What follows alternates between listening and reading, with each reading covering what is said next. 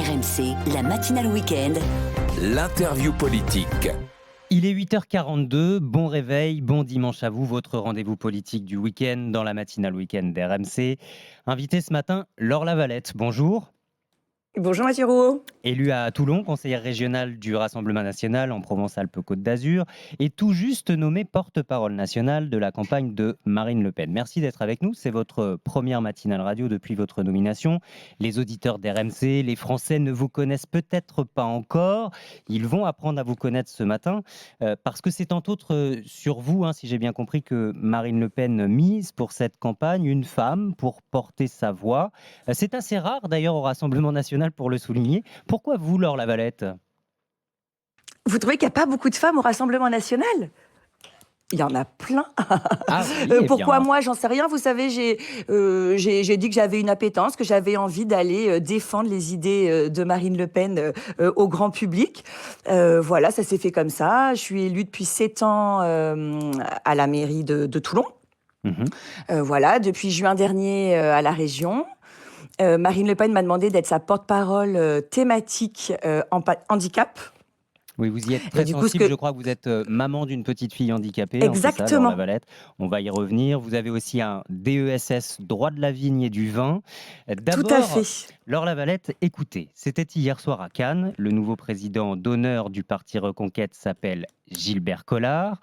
Il était à la tribune après avoir rejoint Éric Zemmour. Je tiens à dire très clairement que je n'ai strictement rien contre Marine Le Pen et que je ne dirai jamais rien contre elle.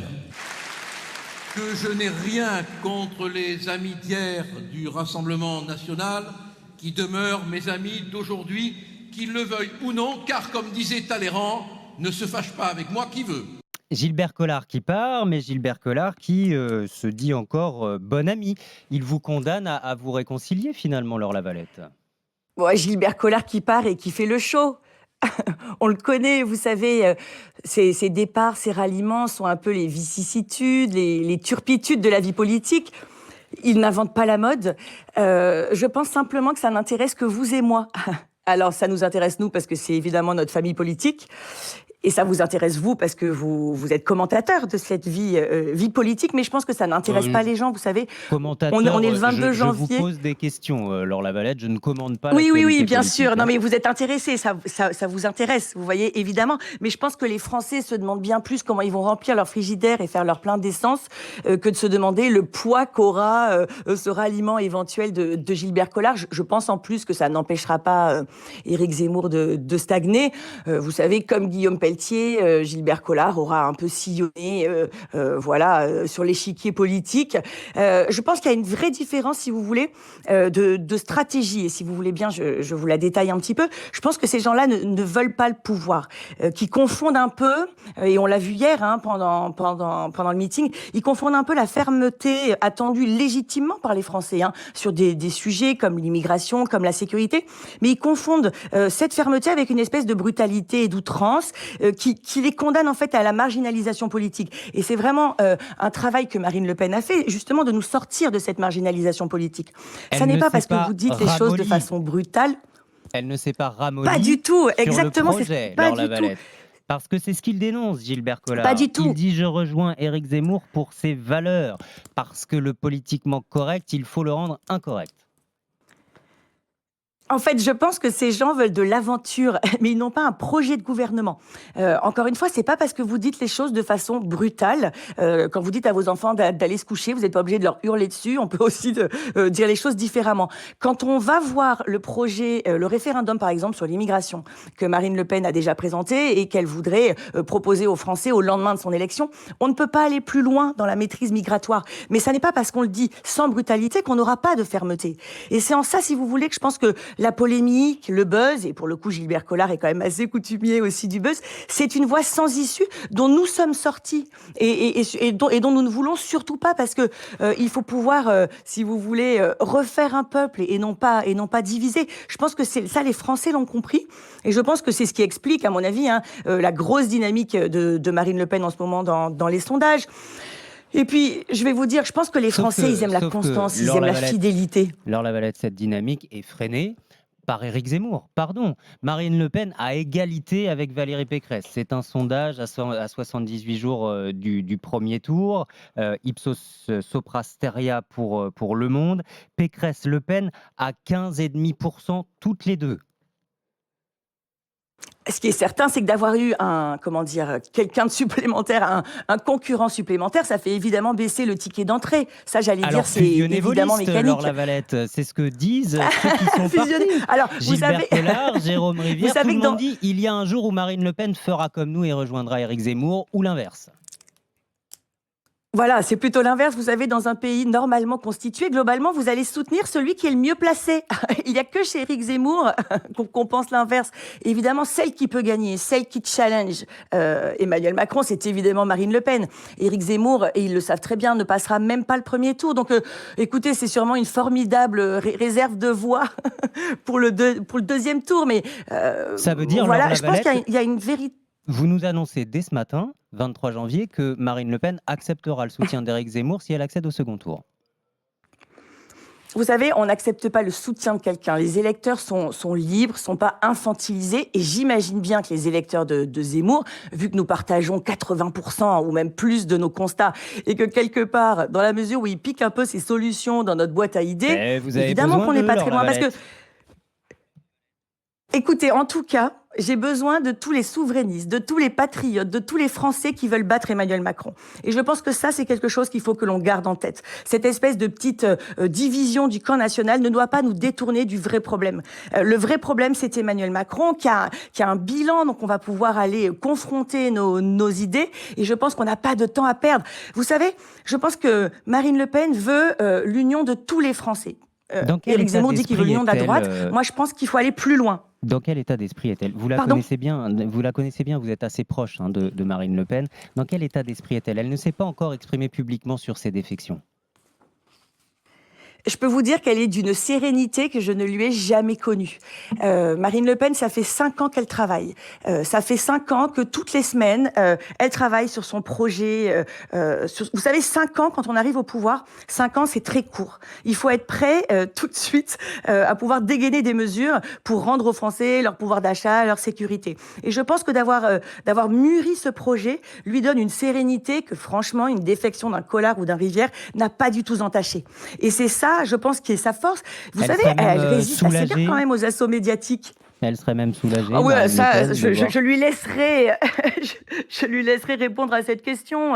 Oui, Louis Alliot a dit qu'effectivement, Monsieur Collard aurait dû partir depuis 3 ans. Voilà, je leur laisse commenter. Moi, ce que je veux dire, c'est que je pense vraiment que on l'a bien vu en octobre, vous l'aviez tous à moitié enterré, Marine Le Pen. Moi, j'allais sur les plateaux en disant mais non, vous allez voir, on va s'en sortir. En fait, elle a. Je n'ai rien dit de tel, personnellement. Je ne sais pas qui vous oui. par vous, Laure Lavalette. Vous en êtes où niveau parrainage, les 500 signatures ? C'est toujours la galère. Marine Le Pen le disait la semaine dernière chez Jean-Jacques Bourdin. C'est la galère. Les parrainages. C'est-à-dire, Laure Lavalette, donnez-nous un chiffre. Il vous en faut encore combien ? Ah non, mais vous n'aurez pas de chiffre, Mathieu Rouault. Vous n'aurez pas de chiffre. vous n'aurez pas de chiffre. Mais ce qui est sûr, c'est que ça n'a jamais été aussi dur que depuis la publication de tous les noms des parrains. Ça, c'est certain que ça a été un coup de frein terrible qui a été mis à la démocratie. D'ailleurs, je lance un appel aux maires. Faites vivre la démocratie. Est-ce que vous imaginez le scandale démocratique terrible que ce serait que la challenger, que la leader de l'opposition n'arrive pas à se présenter à cause de règles décidées dans un entre-soi parisien. Permettre aux citoyens aussi de parrainer des candidats. Pourquoi pas, ça pourrait être une idée, mais déjà, c'est alors, cette ça veut dire anonymisation, si vous voulez, des parrainages. Sa première proposition, sa première mesure. Ah non, sa première proposition, ça sera pas celle-là, parce qu'avant les parrainages, il faut quand même qu'on s'occupe de l'état du pays, Monsieur Rouault. Non, je pense que sa première, ça sera sûrement de rendre du pouvoir d'achat aux Français, de baisser la TVA, par exemple, sur l'essence, l'électricité et le gaz, pour redonner à peu près 200 € par mois de souffle aux Français et de faire voter le référendum. Mais ce qui est certain, c'est que, n'oublions pas, Marine Le Pen a fait pratiquement 11 millions de voix au deuxième tour des élections présidentielles de 2017. Comment peut-on imaginer qu'elle ne soit pas dans le paysage politique? Je veux dire, démocratiquement parlant, c'est un vrai problème. Et c'est vrai que ces règles peuvent permettre, ne nous leurrons pas, quelques pressions en disant non, mais si jamais tu donnes ton parrainage à Marine Le Pen, voilà, je ne vais pas forcément te mener la vie, je pourrais te mener la vie un peu dure. Je pense que cette transparence à outrance, pour le coup, parce que, encore une fois, donner son parrainage, ça veut pas du tout dire donner le soutien. Ça veut dire qu'on veut faire vivre la démocratie. Donc, en soi, je vois même pas où ça peut poser problème, en fait. Laure Lavalette, vous parliez d'une Marine Le Pen absolument sereine, même si on imagine qu'elle a vécu une semaine compliquée. Sereine et mieux préparée pour cette fin de campagne, en particulier si elle accède au second tour pour le débat d'entre-deux tours. Elle l'a reconnu elle-même, hein, c'est Ouais, ça qui une l'a Marie- fait perdre en 2017. Alors, c'est ça qui l'a fait perdre. Je suis pas sûre qu'un débat vous fasse gagner 5 points non plus. Ce qui est certain, c'est qu'elle s'en est expliquée. Moi, je l'ai trouvée très touchante dans le reportage de Karine Le Marchand, où à la question que Karine Le Marchand lui pose, elle répond: est-ce que vous avez déjà déçu quelqu'un que vous aimiez? Parce qu'effectivement, il y a cette relation amoureuse entre Marine Le Pen et le peuple français, entre Marine Le Pen et les Français. Je l'ai vu. Moi, j'étais à Fréjus avec elle. On était au CCAS. On a écouté longuement 2 personnes qui avaient accompagné leur conjoint qui avait eu une maladie d'Alzheimer. Je peux vous dire que l'empathie, l'écoute et l'amour des Français, elle l'a vraiment chevillé au cœur. Et c'est vrai que voilà, ce débat, il s'en est expliqué, elle s'en est excusée. Je peux vous dire que depuis, elle travaille d'arrache-pied. Et d'ailleurs, ça fait un peu consensus dans la classe journalistique. Les gens lui reconnaissent cette capacité à cette remise en question, à la résilience. Et là, effectivement, elle est d'attaque, encore une fois, avec un projet qui a vraiment été mûri quand pendant 5 ans, toutes les semaines, vous travaillez à la philosophie que vous voulez donner. Par exemple, moi, j'ai un peu travaillé avec elle sur l'école inclusive. En fait, quand c'est mûri et que c'est bien porté, encore une fois, c'est pas une défection qui vous mine le moral, pas du tout.